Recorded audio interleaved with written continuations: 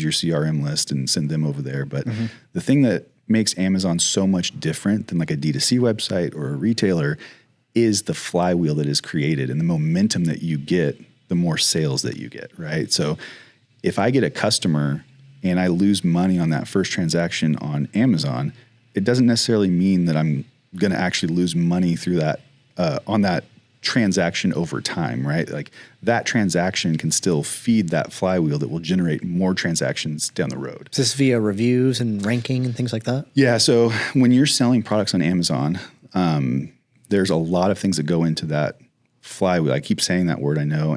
But it really is. It's like it an picks engine. up it's like a snowball effect, and Correct. it will pick up. The And more pick sales up. you get, the more reviews you get, the more reviews you get, the more sales you get. Yeah. And as that continues to spin, the better your SEO gets, which then generates more sales, which generates more reviews. So it like is a self-perpetuating system. Whereas on your D2C site, someone might buy something there and it doesn't impact anyone else in the world on how they want to buy your product on your website, right? Yeah. Like it doesn't have any impact.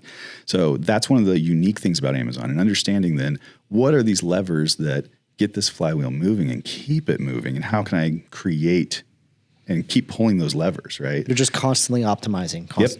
And again, there's more than one way to skin a cat, right? So if you want to get reviews, you can get reviews in a lot of ways.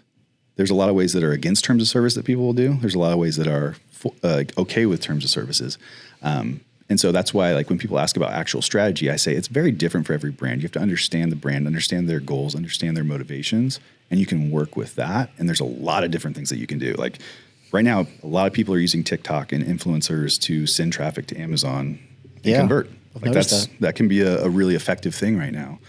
Especially since like TikTok, you don't have to have a following to go viral, right? Like you could have 0 posts. That's wild. I want to do that. How do I do that? That's a good question, man. He's not the TikTok guy. I'm not the TikTok guy, but I do actually have a buddy who recently launched a collagen product. Again, I don't want to name it, but in their first like 60 days, they jumped to a $400,000 a month run rate.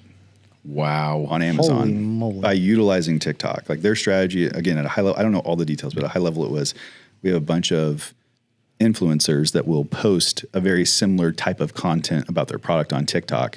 And that just makes the chances and likelihood of virality that much more possible. And So you pay a bunch of people to basically post something very similar. Yep. I had this idea like 2 years ago for my own brand. I was like, let's just hire like 50 actors and give them a script and make them all do the same thing, and we'll just put up a short form. Yep.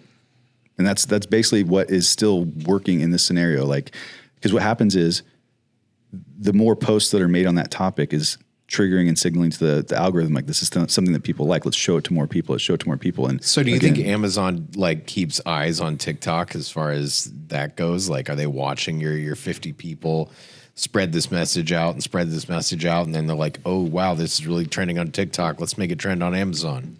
I don't think it works like that. I think what they do is they look at the signals of like where the traffic's coming from, and ultimately their algorithm does care about traffic and traffic sources. I couldn't tell you the specifics behind how that is, but they care mostly about what is going to make the most money for us. Sure. And how can we get the most conversion? So if they see, yes, like let's say creatine, for instance, last year there was a real big deal about creatine making girls' butts bigger or something like that.